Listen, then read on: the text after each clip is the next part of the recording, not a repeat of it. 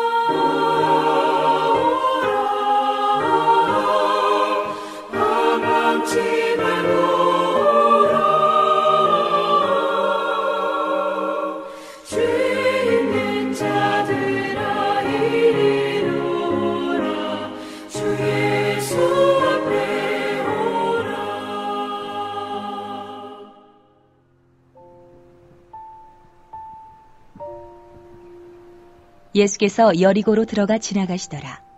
삭개오라 이름하는 자가 있으니 세리장이요 또한 부자라.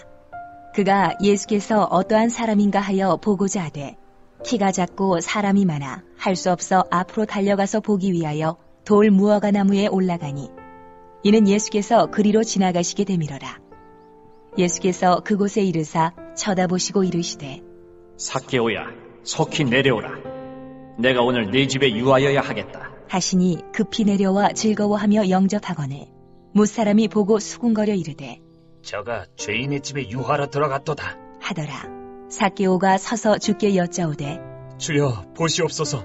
내 소유의 절반을 가난한 자들에게 주겠사오며 만일 누구의 것을 속여 빼앗은 일이 있으면 네 갑절이나 갚겠나이다. 예수께서 이르시되 오늘 구원이 이 집에 이르렀으니 이 사람도 아브라함의 자손이미로다. 인자가 온 것은 잃어버린 자를 찾아 구원하려 함이니라.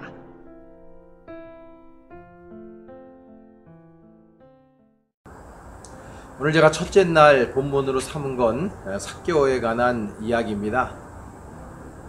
제가 신학 석사를 할 때 석사 학위를 이 본문을 가지고 받았습니다. 그래서 삭개오에 관한 이야기는 저한테는 매우 친숙한 그런 내용이기도 하고, 여기에서 전해질 수 있는 메시지가 매우 많다라고 생각하는데, 그 중에 몇 가지만 여러분들과 함께 나누려고 합니다. 예수님께서 오늘 본문 1절에 보면 여리고로 지나가셨다라고 표현을 하고 있습니다.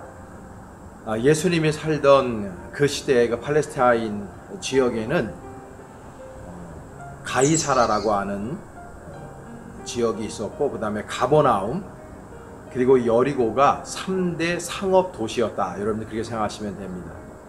여리고는 종려나무의 성읍이다, 이런 의미를 가지고 있어요. 우리가 알고 있듯이 여리고는 굉장히 비옥한 땅이었기 때문에 여기에 살던 부족들도 그 예전에 굉장히 강한 부족이 살았었고, 여기에서 수많은 무역들이, 특별히 향료에 대한 무역들이 굉장히 많았던 것으로 알려져 있습니다. 그래서 여기에 사람들이 많이 모이게 됐고, 이때에 여리고를 드나드는 사람들에게 세금을 걷었습니다. 그 세금을 걷어서 로마에게 이제 바치는 그 중간 역할을 한 사람들이 이제 세리들이었습니다. 그리고 이 여리고에 세리들이 참 많이 있었겠죠. 사람들이 많았으니까. 근데 그 중에서도 세리장이었던 삭개오라는 사람이 있었다는 것입니다. 이 삭개오는 히브리 용어로 사카이로스에서 온 건데, 이 사카이로스라고 하는 말은 의로운 사람이라는 뜻을 가지고 있습니다. 그러니까 이 사람은 원래 이름의 뜻이 의로운 사람인데, 그렇게 의롭게 살지 못한 사람이었습니다. 예수 만나기 전까지 그렇게 된 것이죠. 근데 이 삭개오라고 하는 사람은 매우 키가 작았다라고 이렇게 이야기하고 있어요. 3절에 보면 키가 작고 그렇게 얘기하고 있어요. 이 키가 작다라고 하는 것은 난쟁이를 겨우 면한 상태, 그 정도의 이제 키를 생각하시면 됩니다. 중동 국가를 가보신 분들, 뭐 성지순례 가보신 분들은 알겠지만은 중동 국가 사람들도 서양 사람들만큼 굉장히 큽니다. 그런데 키가 매우 작았다라는 것이 이 사람한테는 핸디캡이었고, 이 시대에는 세리 이코르 죄인이었습니다. 그러니까 매국노 같은, 우리나라의 그 일제의 이완용 같은 그런 뉘앙스의 사람이라고 생각하시면 됩니다. 그래서 많은 사람들이 삭개오를 좋아할 리가 없었고, 이 삭개오 같은 사람들을 이스라엘 사람들은 죄인으로 치부한 그런 사람이었어요. 그러니까 이 사람은 어찌 보면 이제 왕따를 당한 사람이에요. 돈은 많아요. 그리고 권세는 가졌는데 대인관계가 좋지 않을 뿐만 아니라 세상 사람들로부터, 자국민들에게부터 매국노라고 칭함을 받는 사람이었으니까 이 사람이 굉장히 쓸쓸하게 살았어요. 그런데 이 사람이 오늘 본문의 3절에 보면 예수께서 어떠한 사람인가 보고자 했다. 여기서 말하는 이 보고자 했다는 것이 헬라 원전에 보면은 예전부터 쭉 지금까지도 보기를 원했다, 그런 뜻을 가지고 있습니다. 예수님을 왜 보기를 원했을까? 예수님에 대한 궁금증이 굉장히 많아졌을 거예요. 그때 당시에 뭐 예수님이 다니는 곳곳마다 많은 인기를 끌었기 때문이고, 수많은 병자들을 고쳐주었고, 또 굶주린 사람들에게 먹을 것도 주었고, 외롭고 쓸쓸한 사람들, 사회적 약자들, 민중들, 그런 사람들에게 굉장히 친숙하게 다가섰고, 메시지의 내용도 굉장히 친숙하고 쉬워서 모든 사람들이 받을 만하다라는 것을 알 수가 있습니다. 그래서 굉장히 유명 인사였죠, 예수님. 그래서 예수님을 한번 만나보고자 하는 그런 마음이 누군가에든지 다 들었을 것이고, 삭개오도 예외는 아니었다. 그리고 이 사람이 그 여리고로 예수님이 지나간다는 표현을, 이야기를 듣고 돌 감람나무로 올라갑니다. 여러분, 이 성경에 옛날에는 이게 뽕나무로 그렇게 번역이 되어져 있거든요. 근데 이제 제대로 번역이 돼서 돌감람나무로 번역이 됐어요. 이스라엘에 가면 이게 뭐 아프리카부터 중동 지역에 다 있습니다만은 돌감나무와 참감람나무로 이렇게 나뉘어져요. 이 감람나무라고 하는 것은 이제 올리브 나무를 이야기하는 것인데, 이 중동 국가에 가면 돌감람나무가 있어요. 똑같지가 않습니다. 다릅니다. 근데 비슷하게 생겼는데 돌감람나무에서 나오는 그 올리브는 굉장히 더 까맣고 작습니다. 열매가. 그리고 맛도 별로 없어서 일반인들이 먹기를 꺼려하는, 주로 이제 가난한 사람들이 먹을 수 있는 그런 감람나무를 얘기하고, 이게 이파리가 굉장히 무성합니다. 그래서 이 돌감람나무를 원래 이제 세상 사람들은 별로 좋지 않게, 그래서 이거를 베어 가지고 천막을 지어서 이렇게 쓴다든지, 이럴 때 초막절 같은데 많이 쓰는 그런 나무로 여러분들이 이제 이해하시면 됩니다. 근데 거기에 올라갔다, 사람들이 많았기 때문이기도 하고요. 또 하나는 이 사람이 키가 작았기 때문이기도 하고, 또 하나는 사람들 사이에 들어갈 수가 없죠. 왜 그러냐면 이 사람 키가 작거나 그러서가 아니라 사람들이 터부시하니까, 사람들하고 함께 이렇게 사귀는 것이 이 사람들에게 너무나 어렵고 매국노 취급을 당했기 때문에 사람들과 이렇게 어울려서 갈 수가 없었던 거예요. 그래서 이 사람이 이제 뽕나무로 올라가게 되고, 예수님이 그 앞을 지나가시다가 뽕나무에 있는 삭개오를 알아보시고, 삭개오야 그 뽕나무에서 내려오라, 그 얘기를 하시죠. 그리고 나서 내가 너의 집에 가서 오늘 유하여야 되겠다라고 프로포즈를 하시고 예수님께서 그의 집에 가십니다. 그리고 거기에서 식사 대접을 받는 가운데에서 오늘 본문에 보면은 삭개오가 아주 그 충격적인 고백을 합니다. 그게 뭐냐면, 내가 누구의 것을 토색한 것이 있으면, 쉽게 얘기해서 사기친 것이 있으면 4배를 갚아주겠고, 이제 민수기 법전이나 레위기 법전에 보면은 남의 것을 훔치거나 누구의 것을 이게 사기를 치게 되면은 보편적으로 이제 5분의 1 정도를 더 얹어서 줍니다. 만약에 내가 누구의 것을 100만 원을 토색한 것이 있으면 20만 원을 얹혀가지고 120만 원을 주는 그런 법이 있습니다. 그런데 지금 이 사람은 4배를 갚겠다 얘기하는 거예요. 이거는 자기 자신이 완벽한 죄인이다 라고 하는 것을 드러내는 용어입니다. 예수님을 만나서 예수님이 삭개오에게 얘기하지도 않았어요.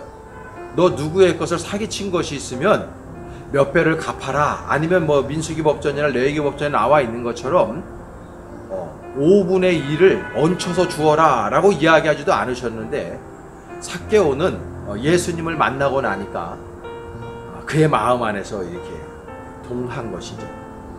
내가 누구의 것을 토색한 것이 있으면 4배를 갚겠고, 나의 재산의 절반을 가난한 사람들을 위해서 사회에 환원하겠습니다. 이런 충격적인 고백을 하게 되는 겁니다. 이 소리를 듣고 난 다음에 예수님이 하시는 말씀이 오늘 본문 9절에 보면, 오늘 구원이 이 집에 이르렀다 라고 표현하면서 이 사람도 아브라함의 자손이다 그렇게 얘기합니다.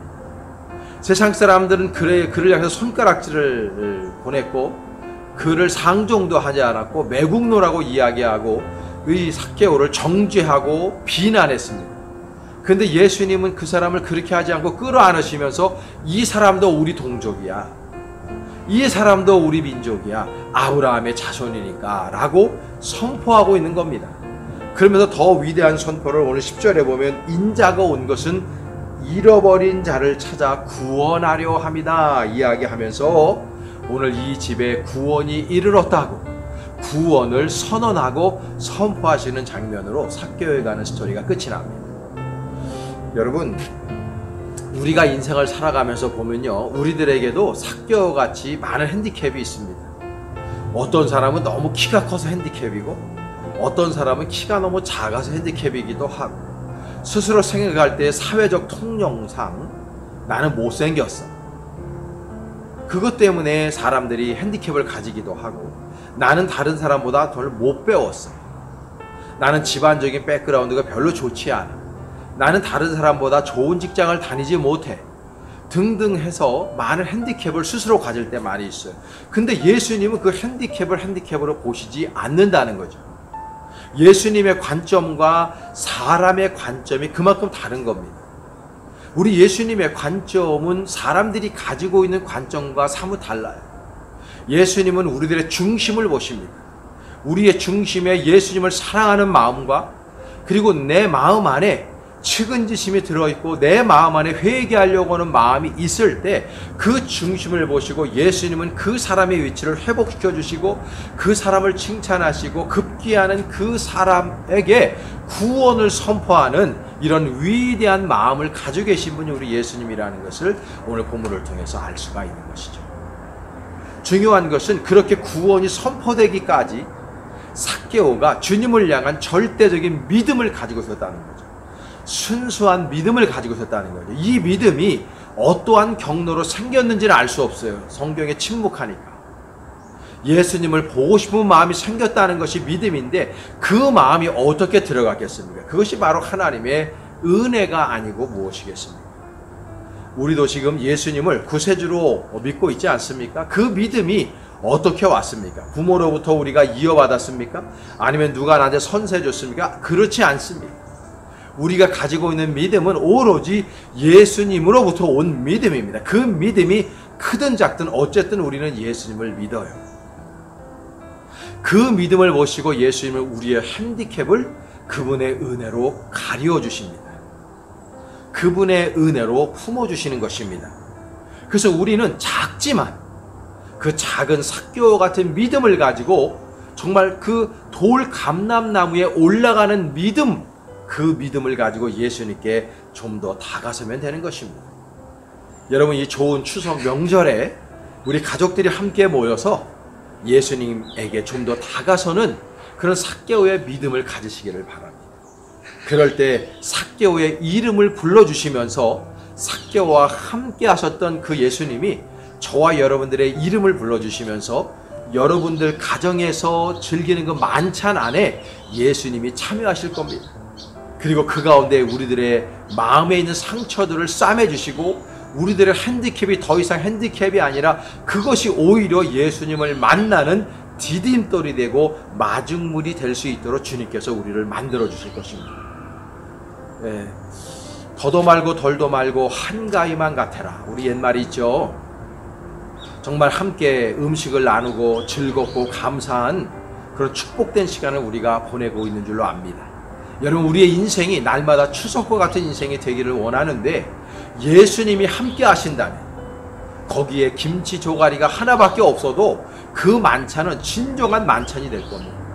예수님을 여러분들의 마음에 그렇게 초대하시고 여러분의 인생 여정이 날마다 예수님과 함께 하셔서 풍성한 추석과 같은 그러한 인생 여정이 될 수 있기를 바랍니다. 여러분, 추석 명절 더 행복하고 아름답고 귀하게 예수님과 함께 그리고 삭개오처럼 풍성한 은혜 누릴 수 있는 귀한 시간 만들어갈 수 있기를 간절히 축복합니다. 주님의 은혜가 여러분과 여러분의 가정에 함께 하시기를 간절히 축원합니다. 바이바이. 감사합니다.